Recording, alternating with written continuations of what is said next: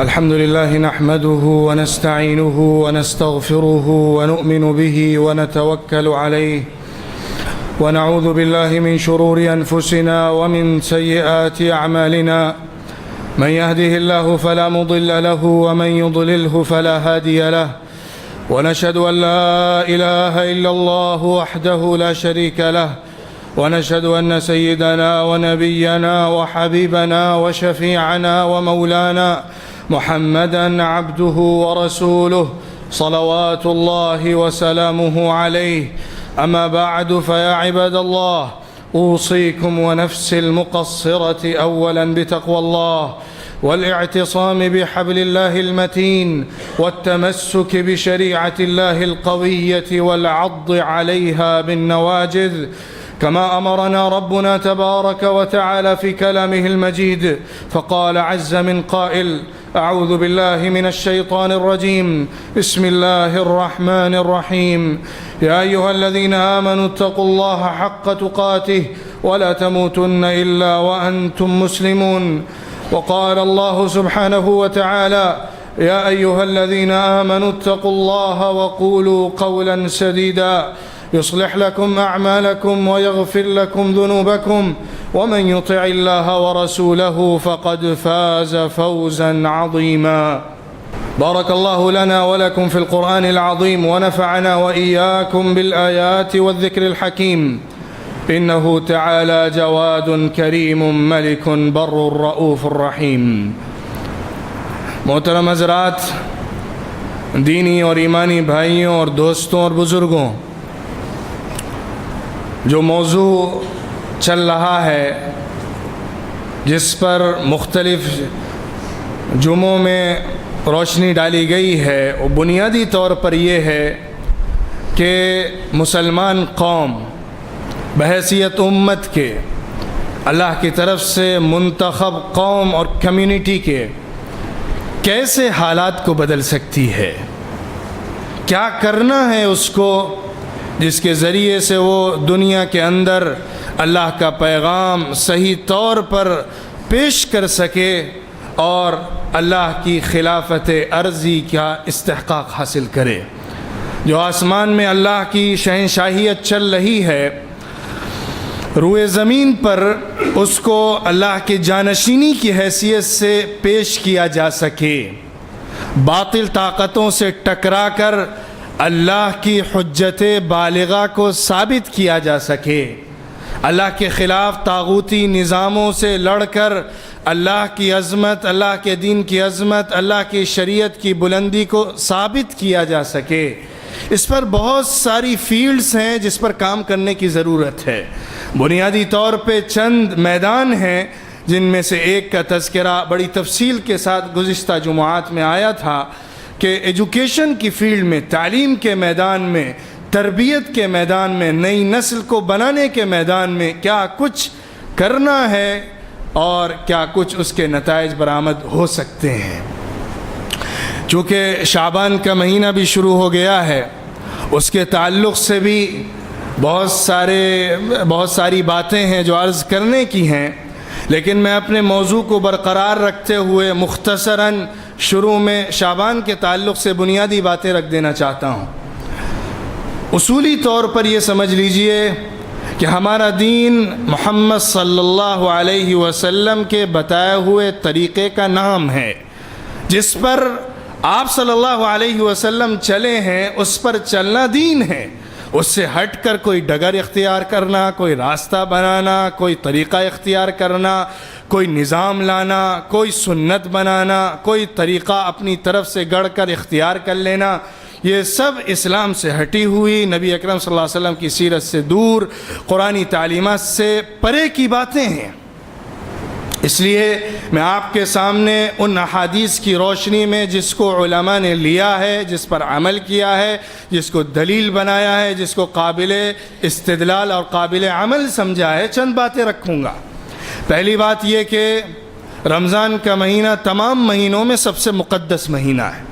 اس میں کوئی شبہ نہیں ہے، احادیث کے اندر رمضان کے مہینے کو سب سے افضل مہینہ کہا گیا، قرآن نے اس کی شہادت دی، شہر رمضان الذی انزل فیہ القرآن، سب سے افضل کتاب قرآن کریم رمضان کے مہینے میں اتاری گئی، یہ اس کی فضیلت کی بنیاد ہے، اور سب سے عظیم فریضوں میں سے ایک فریضہ روزہ اس مہینے میں دیا گیا، اس بنیاد پر اس کی فضیلت ہے۔ اور اعمال میں اضافے کیے جاتے ہیں جو رمضان کے تعلق سے مختلف تفاصیل آئی ہیں، میں اس میں جانا نہیں چاہتا، میں اس پوائنٹ کو بتانا چاہتا ہوں کہ جو مقدس چیز ہوتی ہے اس سے جڑی ہوئی چیز بھی مقدس بن جاتی ہے، جو عظیم چیز ہوتی ہے اس سے وابستہ چیز کی بھی عظمت ہو جاتی ہے، یا یوں کہیے کہ ایک مقدس چیز تک جانے کے درمیان جو راستہ آتا ہے وہ راستہ بڑی عظمت والا راستہ ہو جاتا ہے۔ رمضان کا مہینہ سب سے افضل مہینہ، اس سے وابستہ مہینہ شعبان اس کے بعد کا افضل مہینوں میں سے مہینہ، کیونکہ شعبان کو کراس کر کے رمضان میں جاتے ہیں۔ رمضان کا پہلا دن جب آتا ہے تو اس وقت اچانک سے انسان کنورٹ نہیں ہو جاتا ہے اپنی روزمرہ کی زندگی سے خالص عبادت والی زندگی میں، اس کے لیے پہلے سے پریپریشن کی ضرورت ہے، تیاری کی ضرورت ہے۔ اس تیاری کے لیے شعبان کا مہینہ ہے۔ اللہ کے رسول صلی اللہ علیہ وسلم کی جتنی احادیث آئی ہیں، میں خلاصہ آپ کو بتا رہا ہوں، کنکلوژن بتا رہا ہوں، وہ یہ ہے کہ رمضان کے لیے بھرپور ایمانی، اخلاقی، روحانی، قلبی، ظاہری، باطنی تیاری کر لی جائے کہ رمضان کا پہلا دن آئے تو ہماری کایا پلٹ گئی ہو، ہمارا دل بدل چکا ہو، ہمارے حالات چینج ہو چکے ہوں، اللہ سے تعلق الگ نوعیت کا قائم ہو چکا ہو، کہ رمضان کی پہلی ساعت جب آئے تو اس وقت ہمارے لیے برکتوں، رحمتوں، فضیلتوں، انعامات، اللہ کی طرف سے آگ سے خلاصی کے پروانے طے کر دیے جائیں۔ اس کے لیے احادیث میں آتا ہے کہ اللہ کے رسول صلی اللہ علیہ وسلم شعبان کے مہینے میں کثرت سے روزے کا اہتمام فرمایا کرتے تھے۔ صحیح احادیث ہیں، بخاری اور مسلم کی روایات ہیں۔ حضرت عائشہ رضی اللہ عنہ فرماتی ہیں کہ اللہ کے رسول صلی اللہ علیہ وسلم پورا کا پورا مہینہ صرف رمضان کا روزہ رکھا کرتے تھے، اور اس کے علاوہ سب سے زیادہ جس مہینے میں روزے کا اہتمام ہوتا تھا وہ شعبان کا مہینہ تھا۔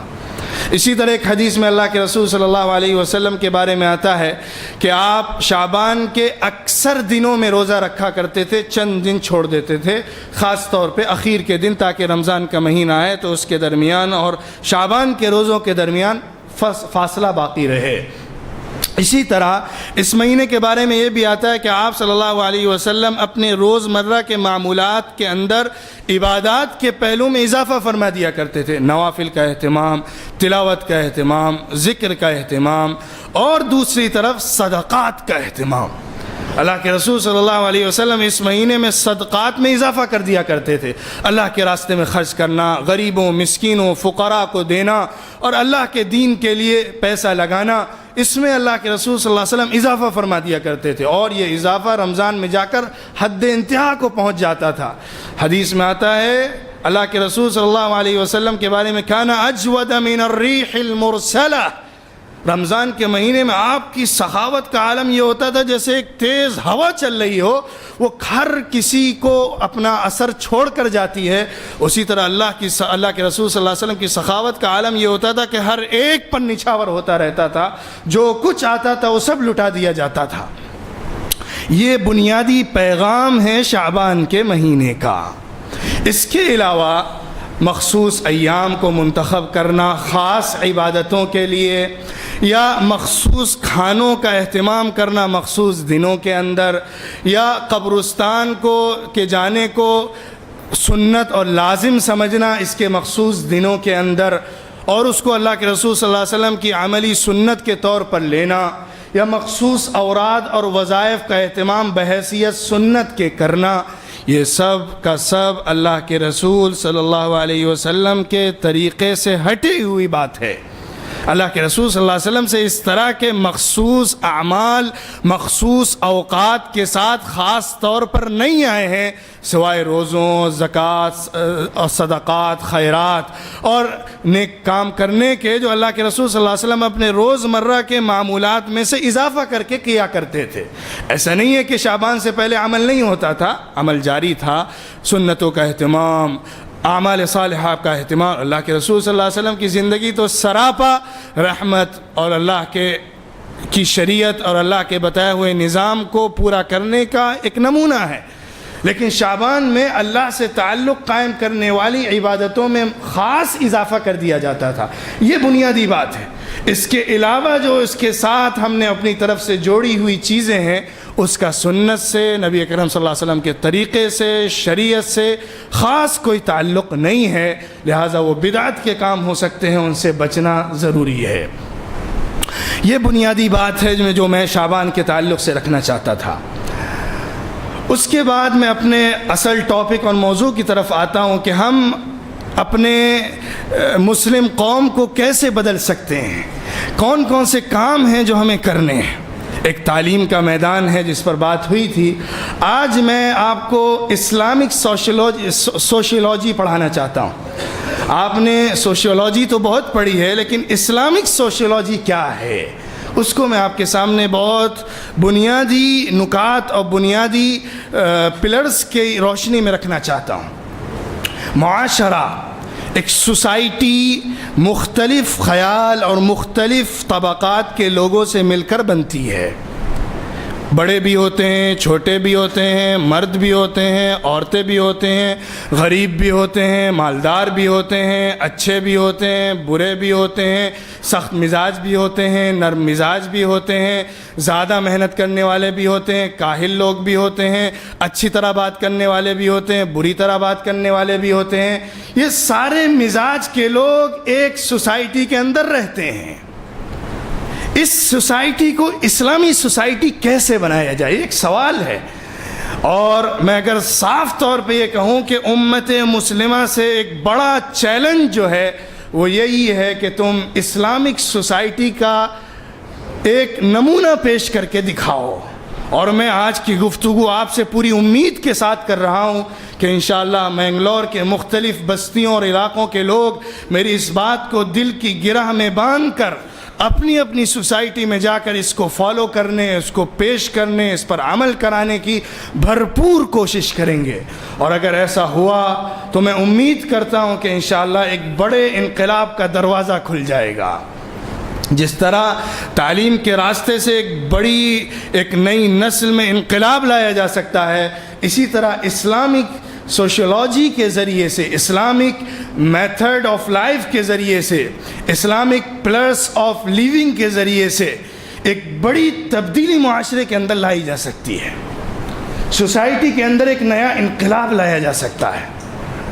قرآن کا ایک اصول ہے، انما المؤمنون اخوہ فاصلحوا بین اخویکم واتقوا اللہ لعلکم ترحمون۔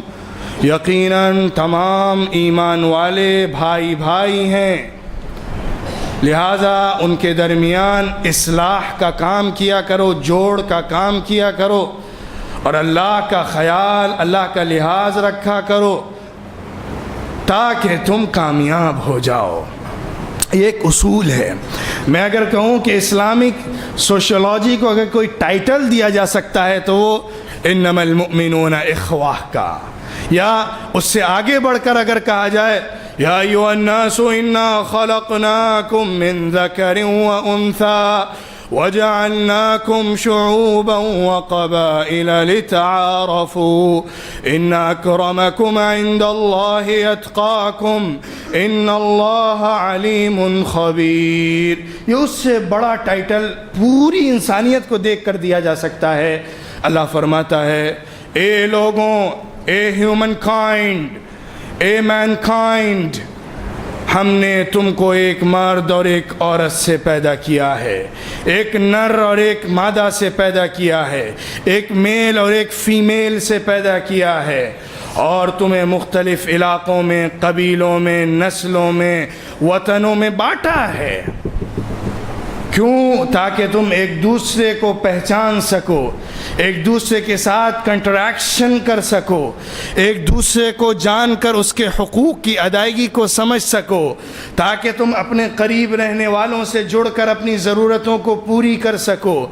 لیکن ضابطہ یہ ہے، ان اکرمکم عند اللہ اتقاکم، تم میں سب سے زیادہ افضل، سب سے زیادہ مکرم، معزز، عزیز ترین اللہ کی نگاہ میں وہ ہے جو سب سے زیادہ اپنی زندگی میں اللہ کا خیال رکھتا ہے، اللہ کے دین کا خیال، اللہ کے حقوق کا خیال، اللہ کی طرف سے دی گئی شریعت کے اندر اپنے ساتھ رہنے والوں کے حقوق کا خیال پورے طور پر رکھتا ہے، وہ سب سے زیادہ اللہ کا قریب ہے۔ یہ بنیاد ہے، معیار ہے۔ اس کے بعد آگے بڑھیے، میں آپ کو ایک فنڈامنٹل پلر، بنیادی ستون جو ایک سوسائٹی کا، اسلامک سوسائٹی کا جو ہو سکتا ہے، وہ اخلاق ہے، مورالز ہیں۔ اخلاق اسلامک سوسائٹی کی بنیاد ہے۔ اخلاق کیا ہیں؟ اخلاق کو سمجھنا ایک بہت ضروری کام ہے ایک مسلم سوسائٹی کے اندر کام کرنے کے لیے۔ ہم نے اخلاق کا مفہوم بہت چھوٹا سمجھا ہے۔ ہمارے ذہنوں میں جب اخلاق کا لفظ آتا ہے، اچھے اخلاق ہونے چاہیے، اللہ نے اس کی دعوت دی ہے۔ کیا ہے اخلاق؟ کیا ہے اخلاق؟ اس کو سمجھنا ہو تو محمد صلی اللہ علیہ وسلم کی سیرت اور ان کی زندگی کو دیکھنا ہوگا۔ کیا اخلاق پیش کیے ہیں آپ نے، کیا نمونہ دیا ہے، اور کون سی تعلیمات عطا کی ہیں۔ میں چند احادیث کی روشنی میں آپ کے سامنے اسلام کی نگاہ میں اخلاق کا جو پیمانہ و معیار ہے وہ رکھنا چاہتا ہوں۔ اس سے پہلے قرآن کی ایک آیت کوٹ کروں گا جو اللہ نے محمد صلی اللہ علیہ وسلم کے بارے میں فرمائی ہے، نون والقلم وما يسطرون ما أنت بنعمة ربك بمجنون وإن لك لأجرا غير ممنون وإنك لعلى خلق عظيم۔ نون قسم ہے قلم کی اور اس چیز کی جو کچھ وہ لکھتے ہیں۔ اللہ کے فضل و کرم سے آپ مجنون اور پاگل نہیں ہیں، اور آپ کے لیے اللہ کی طرف سے نہ ختم ہونے والا اجر طے کیا گیا ہے، اور آپ عظیم ترین اخلاق کے مینار پر بیٹھے ہوئے ہیں۔ اللہ کی طرف سے محمد صلی اللہ علیہ وسلم کو ایک ٹائٹل دیا گیا ہے، یہ ایک تمغہ دیا گیا ہے، یہ ایک انعام دیا گیا ہے، وَإِنَّكَ لَعَلَىٰ خُلُقٍ عَظِيمٍ۔ آپ اچھے ترین اخلاق کے معیار پر ہیں۔ اب آئیے اللہ کے رسول صلی اللہ علیہ وسلم کی تعلیمات پر۔ اللہ کے رسول صلی اللہ علیہ وسلم نے فرمایا، بُعِثْتُ لِأُتَمِّمَ مَكَارِمَ الْأَخْلَاقِ، میری بعثت ہی اس لیے ہوئی ہے کہ میں اچھے اخلاق کو پورے طور پر کامل فنش کر کے تمہارے سامنے رکھ دوں۔ یہ بعثت کا مقصد ہے اللہ کے رسول صلی اللہ علیہ وسلم کی جو بیان کیا جا رہا ہے۔ اب کیا ہے اخلاق کی فضیلت، اخلاق کے پیمانے، اخلاق کے معیار؟ میں چند احادیث کی روشنی میں کچھ باتیں رکھوں گا۔ اخلاق کی فضیلت کے بارے میں اللہ کے رسول صلی اللہ علیہ وسلم نے ارشاد فرمایا، ان اقربکم منی منزلا، ان اقربکم منی مجلسا، وأحبكم إلي يوم القيامة أحاسنكم أخلاقا، او كما قال صلی اللہ علیہ وسلم۔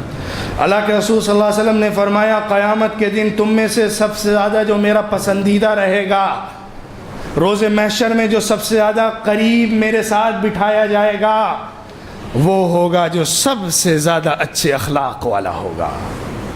اچھے سب سے زیادہ نماز پڑھنے والا نہیں، سب سے زیادہ روزے رکھنے والا نہیں، سب سے زیادہ زکوٰۃ دینے والا نہیں، سب سے زیادہ اخلاق پر پورا اترنے والا۔ ایک حدیث میں اللہ کے رسول صلی اللہ علیہ وسلم فرماتے ہیں، ما من شيء اثقل في ميزان المؤمن يوم القيامة من حسن الخلق۔ قیامت کے دن جب ترازو رکھا جائے گا اور اس میں چیزیں ڈال ڈال کے تولی جا رہی ہوں گی، نماز ڈالی جائے گی، روزہ ڈالا جائے گا، زکوٰۃ، حج، عمرہ، سارے اعمال ڈالے جائیں گے تو اس ترازو کے اندر سب سے زیادہ جو بھاری اور سب سے زیادہ وزندار چیز ہوگی وہ اچھے اخلاق ہیں۔ اللہ کے رسول صلی اللہ علیہ وسلم نے فرمایا خیارکم خیارکم لأہلہ وانا خیارکم لأہلی، تم میں سب سے بہتر وہ ہے جو اپنے گھر والوں کے لیے سب سے اچھا ہے، گھر والوں کے لیے، معاشرے کے لیے، سوسائٹی کے لیے، قوم کے لیے، ملت کے لیے، امت کے لیے، وطن کے لیے، جگہ کے لیے، انسانیت کے لیے، مخلوقات کے لیے جو سب سے اچھا ہے وہی اللہ کی نگاہ میں بھی سب سے اچھا ہے، اور میں اپنے گھر والوں کے لیے سب سے اچھا ہوں۔ الناس معادد خیارهم فی الجاہلیہ خیارهم فی الاسلام اذا فقہوا، لوگ تو کانوں کی طرح ہیں، زمین سے کھود کر جو کانیں نکالی جاتی ہیں سونے کی، چاندی کی، الگ الگ چیزوں کی، اس طرح لوگ ہیں، اور جو جاہلیت کے زمانے میں اچھے تھے اخلاق کے اندر، معاملات کے اندر، وہ اسلام لانے کے بعد جب اسلام کو سمجھ لیتے ہیں تو اور زیادہ اچھے بن جاتے ہیں۔ یہ جو انسان کی فطرت اور طبیعت ہے، اندرون ہے، جو اندرون اس کو دوسروں کے ساتھ جوڑتا ہے، کنیکشن بناتا ہے۔ ایک انسان اکیلے اس دنیا میں نہیں جی سکتا، اس کو ضرورت ہے دوسرے لوگوں کی۔ اس کے بارے میں اللہ کے رسول صلی اللہ علیہ وسلم نے بھی فرمایا ہے کہ وہ شخص جو لوگوں کے ساتھ میل جول رکھتا ہے، لوگوں کے ساتھ رہتا ہے، اٹھتا بیٹھتا ہے، ان کے ساتھ جیتا ہے، وہ اس سے بہتر ہوتا ہے جو لوگوں سے الگ تھلگ رہتا ہے۔ زیادہ فضیلت اس انسان کی، اس مسلمان کی ہے جو لوگوں کے ساتھ تعلقات رکھتا ہے اور اس کے نتیجے میں ایک دوسرے سے جو حقوق وابستہ ہوتے ہیں اس کو ادا کرتا ہے۔ یہ اخلاق کی فضیلت ہے اور اخلاق کی بنیاد ہے۔ اخلاق کیا ہیں؟ اخلاق کا جو پیک پوائنٹ ہے وہ احسان ہے۔ احسان اس جذبے کا نام ہے جس کے نتیجے میں انسان اللہ کی دیگر مخلوقات کے ساتھ ایسا سلوک اور معاملہ کرتا ہے کہ اس کو کسی طرح کی اس سے کوئی تکلیف نہ پہنچے، بلکہ اس کو اس کے وجود سے، اس کے رہنے سے، اس کے وہاں پہ موجود ہونے سے صرف اور صرف فائدہ حاصل ہو جائے۔ یوں کہیے کہ ایک انسان ایک ایسا درخت بن جاتا ہے جو درخت سے تمام آس پاس کے لوگ فائدے کے سوا کچھ نقصان نہیں اٹھاتے ہیں، ان کو اس سے صرف اور صرف فائدہ ہوتا ہے، اس کے سائے سے فائدہ، اس کے پھل سے فائدہ، اس کے پتے سے فائدہ۔ اس کی مثال بھی اللہ کے رسول صلی اللہ علیہ وسلم نے دی ہے۔ ایک موقع پہ اللہ کے رسول صلی اللہ علیہ وسلم نے فرمایا بتاؤ وہ کون سا درخت ہے جس کی ہر چیز فائدہ مند ہے؟ صحابہ خاموش رہے، اللہ اس کا رسول زیادہ جانتا ہے۔ اللہ کے رسول صلی اللہ علیہ وسلم نے فرمایا وہ کھجور کا درخت ہے۔ کھجور کا درخت ایسا ہے کہ اس کے پتوں، اس کے پھل، اس کے تنے، اس کی جڑ اور اس کے اندر سے نکلنے والے گوند، ہر چیز سے فائدہ اٹھایا جاتا ہے، اس کا کوئی حصہ بھی بیکار نہیں۔ یہ ایک مثال تھی اس مومن بندے کی جس کا پورا وجود فائدہ مند بن جاتا ہے سوسائٹی کے لیے۔ تو ایک ایسا انسان، ایک ایسا مسلمان جس سے ہر جڑنے والی چیز، انسان ہو، جمادات ہوں، نمادات ہوں، حیوانات ہوں، چرند ہوں، پرند ہوں، جو بھی اس سے وابستہ ہوگا وہ فائدہ اٹھائے بغیر نہیں رہ سکے گا۔ یہ ہے احسان۔ اللہ کے رسول صلی اللہ علیہ وسلم نے اس کو یوں بھی بیان فرمایا کہ لا تكونوا إمعة تقولون إن أحسن الناس أحسننا وإن أساءوا أساءنا ولكن قولوا إن أحسن الناس أحسننا وإن أساءوا أحسننا أو كما قال أو وإن أساءوا لم نسئ إليهم۔ یہ مفہوم ہے حدیث کا کہ ایسے نہ بنو کہ جو صرف ریئیکٹ کرتے ہیں، اگر اچھا کیا گیا اچھا کیا، برا کیا گیا برا کیا گیا، برا کرے گا، ایسے مت بنو۔ ایسے بنو کہ کہو کہ اگر لوگ اچھا کریں گے تو اچھا ہم بھی کریں گے، اگر لوگ برا کریں گے ہمارے ساتھ تب بھی ہم ان کے ساتھ اچھا کریں گے۔ لیس الواصل بالمکافی انما الواصل اذا قطعت رحمه وصلها۔ صلہ رحمی کرنے والا، رشتے ناتوں کو جوڑنے والا وہ نہیں ہوتا جو بدلے میں رشتہ نبھاتا ہے۔ ہمارا بھائی، ہمارا پڑوسی، ہمارا رشتہ دار ہمارے ساتھ اچھا معاملہ کر رہا ہے تو ہم نے پلٹ کر اچھا معاملہ کیا تو کیا کیا؟ رشتہ ناتا صحیح معنوں میں جوڑنے والا وہ ہے جو ان سے رشتہ جوڑتا ہے جو اس سے رشتہ توڑ رہے ہیں۔ یہ معیار بتا رہا ہوں میں، اللہ کے رسول صلی اللہ علیہ وسلم نے جو ایک سوسائٹی کو دیا ہے۔ ایک بڑی عظیم حدیث ہے جو ہمارے سامنے ایک بڑا پلر کھول کر لاتی ہے سامنے۔ اللہ کے رسول صلی اللہ علیہ وسلم نے فرمایا واللہ لا یؤمن واللہ لا یؤمن واللہ لا یؤمن قالوا من یا رسول اللہ قال من لا یأمن جارہ بوائقہ، خدا کی قسم وہ مسلمان ہی نہیں، خدا کی قسم وہ مومن ہی نہیں، خدا کی قسم وہ اسلام والا ہی نہیں۔ 3 دفعہ فرمایا۔ صحابہ پریشان ہو کے پوچھنے لگے اللہ کے رسول کون، کس کے بارے میں فرمانا ہے کہ اس کا ایمان بھی نہیں بچا؟ فرمایا وہ شخص جس کا پڑوسی اس کی تکلیفوں اور اس کی ایذا رسانیوں سے محفوظ نہ رہتا ہو، جس کا پڑوسی اس کی تکلیف سے مأمون نہ ہو، محفوظ نہ ہو، وہ شخص مسلمان کہلانے کا مستحق ہی نہیں۔ آپ صلی اللہ علیہ وسلم نے فرمایا ہے، معیار دیا ہے، المسلم من سلم المسلمون من لسانہ ویدہ، مسلمان تو وہ ہے کہ جس کے ہاتھ اور جس کی زبان سے دوسرے مسلمان کو تکلیف نہ پہنچتی ہو۔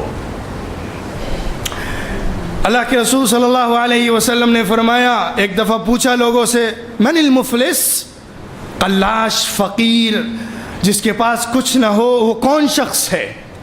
صحابہ نے فرمایا ہم تو سمجھتے ہیں اس کو من لا درہم لہ ولا متاع، وہ شخص جس کے پاس درہم نہیں ہے، مال و دولت نہیں ہے، ساز و سامان نہیں ہے، وہ فقیر ہے، غریب اور محتاج ہے۔ کہا نہیں، المفلس یوم القیامہ، قیامت کا مفلس کون ہے، حشر کے میدان کا مفلس کون ہے؟ وہ شخص ہے جس کے بارے میں اللہ کے رسول صلی اللہ علیہ وسلم فرما رہے ہیں اس نے نمازیں بھی پڑھی، جو اپنی نمازیں لے کر آیا، روزے لے کر آیا، حج لے کر آیا، عمرے لے کر آیا، لیکن انہو شتم ہذا وضرب ہذا واکل مال ہذا وسفک دم ہذا وقذف ہذا، وہ شخص ایسا ہے جس نے ایک کو گالی دی ہے، ایک شخص کو اس نے تہمت لگائی ہے، ایک شخص کو اس نے بلا وجہ مارا ہے، ایک شخص کا خون بہایا ہے، اور ایک شخص کا مال ہڑپ کے کھایا ہے۔ ایسا شخص ہے جو ان چیزوں کو لے کر آیا ہے، لیکن بڑی بڑی نمازیں، بڑے بڑے روزے، بڑی بڑی زکاتیں اس کے پاس موجود ہیں۔ اس کے ساتھ معاملہ کیسا ہوگا اللہ کے ہاں قیامت کے دن بتایا ہے اللہ کے رسول صلی اللہ علیہ وسلم نے۔ کیا ہوگا ایسے شخص کے ساتھ؟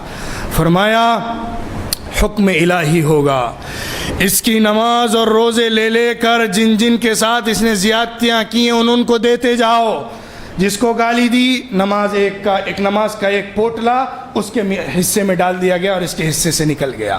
جس پر بلا وجہ تہمت لگائی، اس کے حصے سے لے کر نیکیاں اس کے جھولی میں ڈال دی گئیں۔ سب جاتی رہیں یہاں تک کہ اگر سب ختم ہو گئیں، کچھ نہیں بچا اس کے بعد، تو کیا ہوگا؟ فرمایا اللہ کے رسول صلی اللہ علیہ وسلم نے اگر اس کے بعد سب ختم ہو گیا تو جن کے ساتھ زیادتی کی ہے ان کی برائیاں لے لے کے اس کے سر پر ڈالی جاتی رہیں گی اور پھر اس کو اوندے منہ جہنم میں ڈھکیل دیا جائے گا۔ اخلاق یہ ہیں، معاشرے کے حقوق یہ ہیں، دوسروں کے ساتھ احسان کرنے کے پیمانے یہ ہیں۔ یہ ہمارا مسلمان بھائی بھول گیا۔ ہمارا مسلمان بھائی ان پیمانوں کو، ان معیاروں کو، ان کرائیٹیریاز کو بھول گیا۔ اس کی نگاہ میں دوسروں کے حقوق کی ادائیگی بالکل ادنا سی شے بن گئی۔ نبی اکرم صلی اللہ علیہ وسلم نے تو معیار یہ دیا، نبی اکرم صلی اللہ علیہ وسلم نے تو معیار یہ دیا ہے کہ فرمایا کہ لا تحقرن من المعروف شیئا ولو ان تلقى اخاك بوجه طلیق، کسی بھی چھوٹی سی نیکی کو بھی معمولی مت سمجھا کرو، کر دیا کرو، یہاں تک کہ اپنے بھائی سے مسکرا کر ملنا بھی نیکی ہے۔ اپنے بھائی کے سامنے اپنا ہنسمکھ چہرہ لے آنا، مسکرا دینا، اس یہ صدقے کا ثواب دیتا ہے، اس کو بھی معمولی مت سمجھا کرو۔ اخلاق کا یہ معیار ہے جو اللہ کے رسول صلی اللہ علیہ وسلم نے اس امت کو دیا ہے۔ جو سوسائٹی بنائی ہے اس کا معیار یہ ہے، اس کے پلرس یہ ہیں، احسان، اخلاق، اور ایک دوسرے کے ساتھ اچھا سلوک، اچھے معاملات. اللہ کے رسول صلی اللہ علیہ وسلم نے اچھے اخلاق کی ایک مثال دی ہے اور اس کے جو انسان کی زندگی پر اثر پڑتا ہے اس کو بتایا ہے. فرمایا حسن الخلق، اچھے اخلاق کے بارے میں اللہ کے رسول صلی اللہ علیہ وسلم نے ارشاد فرمایا حسن الخلق یذیب الخطایا کما یذیب الماء الجلید. اچھے اخلاق انسان کی گناہوں کو، برائیوں کو اس طرح مٹاتے جاتے ہیں جس طرح سے پانی برف کو پگھلاتا جاتا ہے. وسیء الخلق یفسد کما یفسد الخل العسل.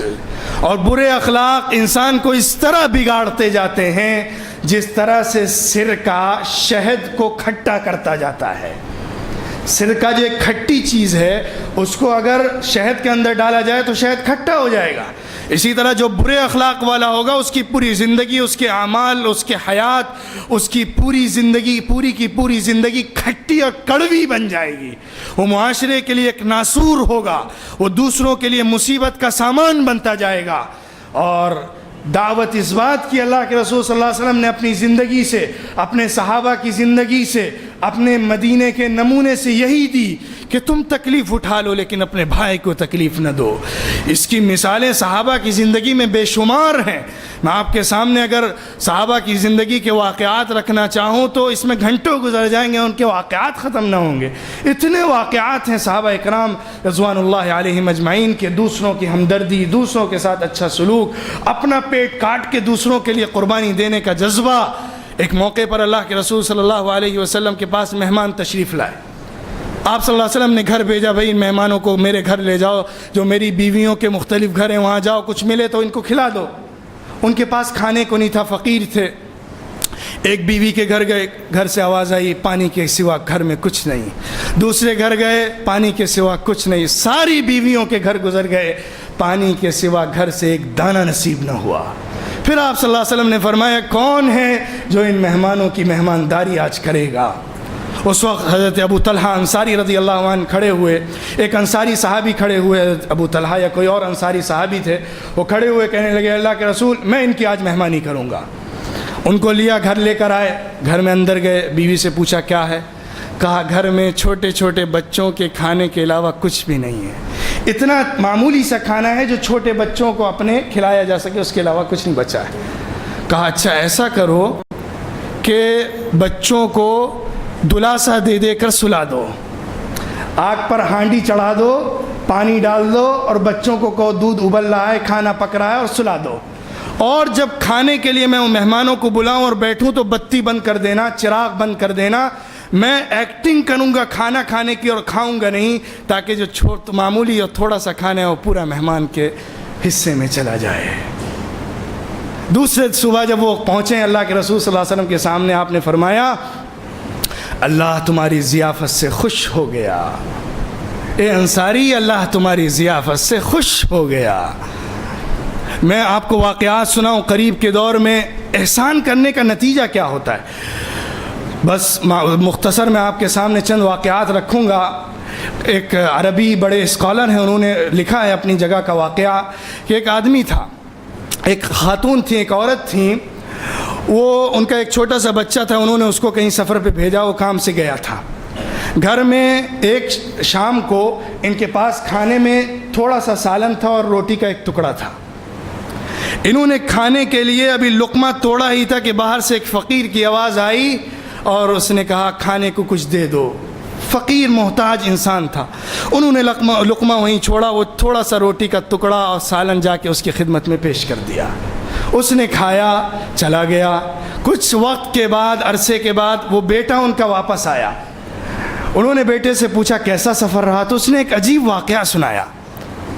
اس نے کہا اماں جان میں راستے میں جا رہا تھا، ایک جگہ میں اکیلا ہو گیا. راستہ اس وقت کا جنگلوں سے گزرتا ہوتا تھا.